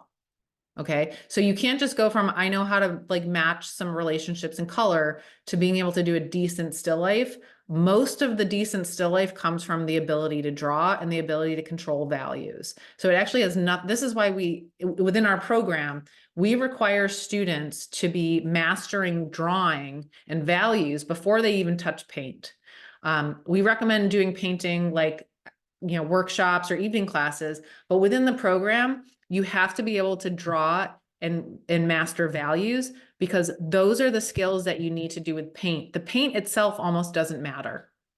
If you can control it, if you know what you're going for in drawing and values, the paint is just a matter of experimenting and understanding the mechanics of the medium. The drawing and the values are really the important thing about getting what you'd call a decent still life out of it. So it really depends on how much work that student is willing to put into learning how to draw, and if they're able to get feedback on a regular basis. So that would be my answer to that. Thomas is asking, does the ghost lettering show through the wet layer you put on top of the oiling out? Is it under the first layer? Yes. So Thomas, usually what I do is I have a transfer, I have a tone, and then I have the transfer, which is like the lines, usually contour lines. And then I usually will, like, let's say it's like a piece of paper that I have like a design on that I'm going to be then painting on top. My first layer is thin enough that there's a little ghosting of the information. If I've lost it completely, I could also retransfer that information onto the new dried paint. And I would want to let that dry before I oil it in. So once I have some visual artifact that helps guide me, I mean, I can also, like, again, my drawing ability is fine. I could figure it out. I don't necessarily need to retransfer. I at least have the container it's going to be in. Once I've started to put paint down, it's less about me just like filling in the lines, and it's an active role for me to put the paint down. So I actually prefer to have those lines mostly hidden. I would prefer to not retransfer the lines, because me playing with the paint and molding the paint, I'm going to find that drawing information anyways. Every layer is an active drawing layer for me. There's never a point which I'm just like blindly filling in shapes, right? And that's part of what we train at the school, is it's not necessarily about like, you know, step 1, step 2, step 3. Everything has this underlying hum of checking the drawing, everything. So that's really what we're training within the drawing program, is this underlying check, do and check, do and check, do and check hum of shapes and drawings. And so really the process of painting for us really goes general to specific, much like we do our rendering, which is general to specific. So when I'm talking about, you know, an elaborate design work on like a piece of paper or something, I'm really going to think about the paper itself. And then I'll deal with starting to break down that information within the paper with the paint. And I'm doing it in a painterly way, but it is still technically drawing. Okay. I'll answer the fun question. I did want to get to this one for, it was Don. Don asked this question. I will answer this, Don. The fun question is, what's your birthday astrological sun sign? I'm assuming I'm an Aquarius. I think that's what you're asking. The age of Aquarius. Yeah, I just wanted to know what your astrology is. Also, it doesn't matter. It's just one of those fun things, because you have a lot of you're very like specific, and like, you know, you talk about a lot of logic and steps, and it's just I'm wondering if you had any Virgo placements, because that's I have no idea what that means, but maybe. Okay, perfect. What I really enjoy about the way that we train students, but the other thing I really enjoy about painting and creativity and art in general, and I think this applies to musicians, and actually my friend Chris Vu just joined. Hey, Chris. Chris is also like a composer, musician as well. what we as like creatives do in a way is like, it's about problem solving, right? And problem solving, I actually went to school for engineering and math. So like, it really wasn't, art. I was always doing art stuff, but it wasn't like art focused. But I do think that there's like huge amount of overlap between how we understand and organize information in math and sciences, and also how we problem solve with in terms of materials, but also like how we, organize visual information. I do really believe that it's all related in many ways. So yeah, I think they're tied more than I think people realize. Okay, so I wanted to also get to Don's question, which he had sent in advance, and they're kind of loaded. We kind of sprinkled in some of this information before, and I'll also get to Jean's Jean's question too. So Don is considering, he wants to maximize his training time over the next 2 to 3 years as you work towards becoming a professional painter once I can stop working. So the first thing I want to ask you, Don, is are you looking to be able to make your living 100% on sales of artwork, or are you just thinking about trying to shift your priorities to art? Well, I see it as an evolution. I think it's as I work towards retirement, which is a few years ahead. But I think over the next few years, I can start shifting the time from one place to another, and hopefully, when I get to full-time painting, I don't necessarily need all of that income, but I will be satisfied if I can just place a few paintings in a gallery, or just paint for my friends and family. Okay, that's good to know, because I do think it's really different if, like, let's say somebody's retiring and they're looking to like maybe have like a little bit of extra income through paintings of sales, but it's not like I'm 25 and I work a full-time job and I want to shift completely to be able to supplement all that income with a full-time, like being able to support myself on sales. Like those are two very different places financially and like emotionally, I think. Yeah. No, I think it will be full-time, but it's in a very different place than someone that is starting, as you mentioned. Yeah. Okay. Oh, and I just saw somebody on Instagram asked, how are people speaking to me? So I have people on Zoom too. So I'm doing this on live on Instagram and on Zoom. So if you have questions, you can answer them. And then we have some lovely people who are actually adding the Instagram questions to my Zoom. So you're welcome to type in questions. But yeah, okay. So given that information, you said, based on my experience, what level of progress could I expect if I commit to ARA's weekend? So we don't have a weekend online program. We only have a weekday online program. But let's say you were to, this will give me a way to compare the online program to, let's say, like if you were to just piece together workshops, because, you have an atelier, don't you have an atelier Saturday program? That's in person. Oh, that's in person. Okay. Okay. Yeah. Although Eric does sometimes, like over the summers, have weekend classes too, but those are like usually portrait focused or things like that. Okay. So, and then the second question is, how would I compare the benefits of following the online program versus studying with like a single painter or an atelier or attending specialized workshops? Okay. So I think for the next 2 to 3 years, so you'll also be working at the same time, right?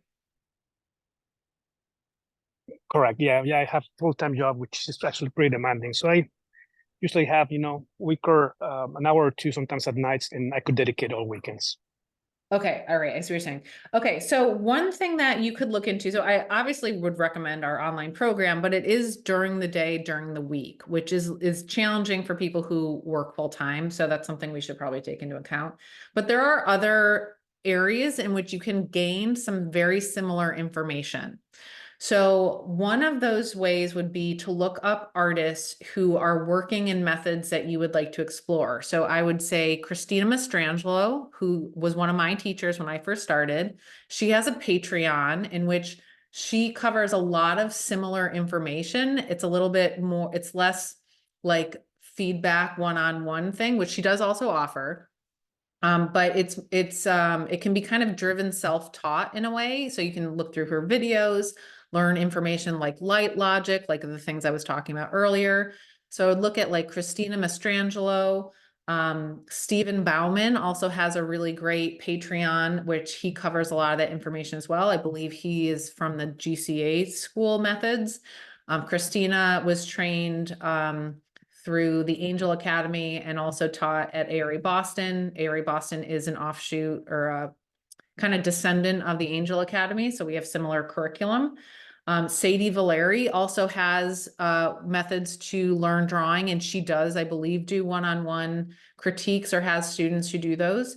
So most ateliers are kind of teaching similar foundational information.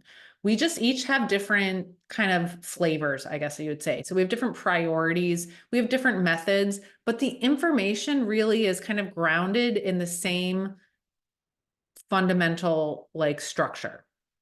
It's about value, it's about form, it's about getting more sensitive with your eyes, how to simplify information, going simple to complex. We're all kind of saying the same type of stuff, but we just have different priorities in, you know, level of rendering or how we render. It's like, those are the differences you're going to see person to person or school to school, but there's a lot of online resources that you might be able to kind of work through or work with. That if it's not like a full, like it might not necessarily be like a full program, but you can still kind of, you know, start doing some of the exercises and maybe work with some of these people one-on-one. Eric Johnson, who runs our online program, also does private instruction as well online. So if you were like, I really just want to go through the ARA program, there's different ways you could also work with him one-on-one in order to get the same education, but maybe at your own pace and your own schedule that works for you. How would I compare the benefits to following that versus the online program or something like that? So the specialized workshops, for the right person, it can work. I have met people who can take a workshop. I do think immersive workshops where you go and you're intense can be really valuable. But I do think that the underlying the underlying thing most people leave in a painting workshop with is that they need to learn how to draw. So if you're at least being kind of like consistent about training your drawing as an underlying continuation, and then you just take a few painting workshops here and there, or advanced drawing workshops here and there, you're going to find that I think it gives you a reason as to why this stuff matters and keeps your momentum with the learning how to draw stuff. Does that make sense? Yep, no, it helps. Thank you. Yeah, I think I find that would be like, I did that as well, just because I was working full time and I would be, you know, doing the bargs. They're slow, they're boring. Yeah. But they're super valuable, and you really don't realize how valuable they are until you kind of get into more advanced stuff, and you don't have to think about certain stuff because you've already like it's already part of your process. But when you're first starting out, you want to get to that stuff. But if you're at least like kind of doing the drawing, working on bargs or working on drawing, but then you're taking color boot camp. And then you're like, oh man, this is so fun. I can play with paint and I'm going to be doing painting, but my portrait looks weird because I put the eye in the wrong place. So you're like still working on the drawing, you know, like you start to, it starts to click later on. You don't necessarily have to only do drawing and then do painting. Like that's how our program's set up, but we're kind of always you know, expecting that people are going to be painting on their own, taking workshops, things like that. So they're kind of reinserting this information to this information, and then eventually it all kind of clicks. So I think it's valuable to do both. Excellent. Oh, I see the fireworks. What the hell was that? That means that it's very valuable to do both. Okay. Thank you. It was perfect timing. Yeah. Yeah, and any other advice on approaching this training? I would say my biggest advice when people first come in to start training or looking to advance your training is consistency. Just be consistent about like momentum is a real thing. So if you're just kind of, you know, doing something every week or every couple of days, just keeping the momentum going. Workshops can be really fun and exciting, right? And they can kind of keep you motivated. And the other thing is like doing your own personal work. There's doing assignments, there's doing academic work, but academic work is not art. It's not expression. It's not exploration. It's not experimentation, right? So doing stuff outside of that can also help kind of keep you excited and keep you motivated and kind of show you why you're doing the boring stuff. Excellent. Thank you. Well, does that answer all your questions? Did you have I any think other? so, yeah. No, I Okay. think that's it. And you answered a lot of those in the earlier questions too. So thanks. Okay, great. Okay, Jean asked, for anyone who wants to challenge their eye and get really good with color, there's a free phone app. Oh, right. Okay. It's a more recommendation. Jean recommended there's a phone app called I Love Hue, and it's like a series of games. Oh, that is a good game. I like that one. It's called I Love Hue, and it's kind of like just a phone game where you like play with colors and put them in like ascending hues and things like that. Totally agree with that. Dale asked, how do you go about finding and hiring models for a figure painting? I'm looking for a model. Should I put an ad in a newspaper? No. I don't recommend putting an ad in a newspaper because I would go about asking for recommendations from local art groups, local galleries, local schools. We, as a school, we do get additional, we get people inquiring to be models, but you'd be surprised at some of the very strange requests or interactions I've had. So it's nice to have a filter. So if you at least get recommendations from local organizations, especially like community art programs, local colleges, local art teachers, like asking for recommendations, so that at least there's like one filter before that. For my figure paintings, I tend to use people I know. Well, not figure. I mostly do clothed figure or portrait. I don't really work. I don't do nudes. Just not something I care about. But if you're doing figure painting with nudes, I definitely would say finding recommendations from other local organizations. So from Instagram, what's my opinion on Liquin? I don't use it. I tried using it once. I didn't like how it made my paint act. If I use Liquin, would I use linseed oil after or continue with Liquin? Yeah, mixing mediums is just kind of a recipe to like forget what you did last time. Keep it simple. I think keeping it simple, unless you understand what all the mediums are doing exactly, I would refrain from mixing mediums. I think there's a lot of really advanced painters who like have very clear ideas of like, I'm using this in this layer and this in this layer, and they have the ability to control it. I think it'd be better off to just kind of keep it simple. And I don't use Liquin, but so Liquin is a fast dryer. So if I was going to use Liquin, it would be in an early layer because I want that to dry fast. And then anything I put on top of it, I would want to dry slow. So if you use Liquin in one layer and you weren't going to use it ever again in that painting, you could use the same amount of Liquin. You could use just paint, because just paint is going to dry slower than paint with Liquin. And then anything on top of that, you could do paint with linseed oil, because that's a fatter layer, slower drying layer. So as long as you're adhering to like the speed of drying being fastest at the bottom, that's what I would think about. I just don't like Liquin because I just don't like how it makes my paint act, and it almost dries too fast for me, for what I want. If I need a layer to dry faster, I'm going to use a little bit of solvent, tiny bit, and it's just for my first layer to kind of scrub on the paint. Okay.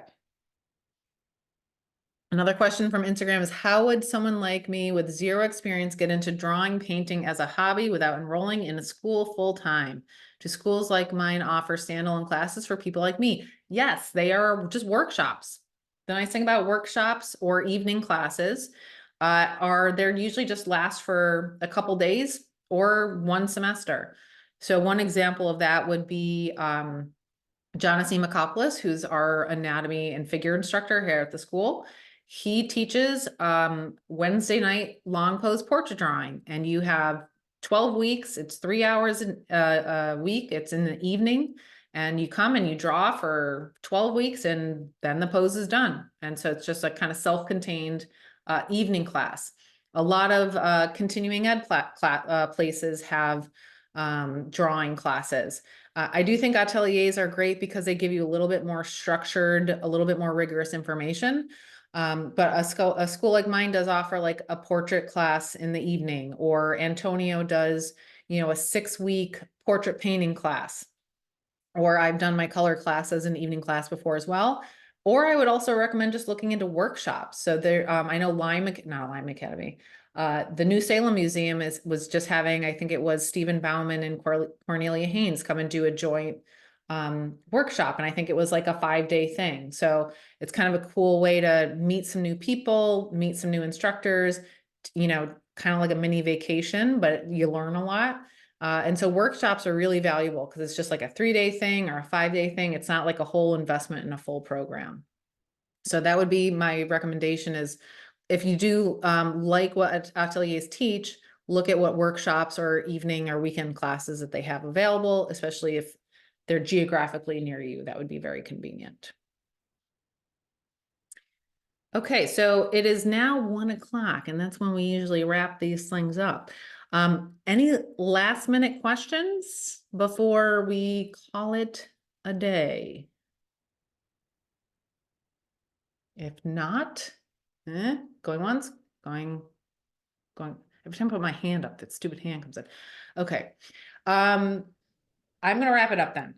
This actually worked out nice with the live. Thank you for joining me, all you Instagram people. Next month is going to be Eric Johnson doing the last AMA of the year. Eric is incredibly knowledgeable about materials and painting, and he is our main online program teacher. So don't miss that. Oh yeah, I saw that Brian was saying that the New Salem Museum just got a great peacock painting from Sarah Margaret Gibson. My purple hair is right here. Purple hair. Okay, so I will see you again online soon. Thank you for joining me. These were great questions. If you have any follow-up, again, I'll try to put as many links as I referenced on the YouTube when I finish this up. Happy painting, and I hope to see you at one of my workshops coming up. I have one with ARA Boston in the spring. I'm also teaching one up in Vermont in June. Feel free to send me some messages if you have additional questions, and I will help when I can. But have a great day. Happy painting, everybody.